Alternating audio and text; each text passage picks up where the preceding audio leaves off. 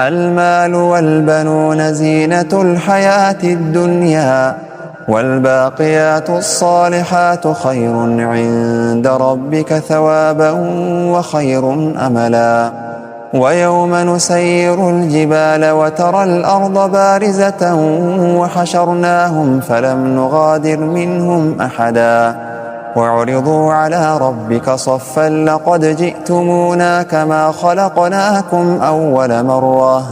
بل زعمتم أن لن نجعل لكم موعدا.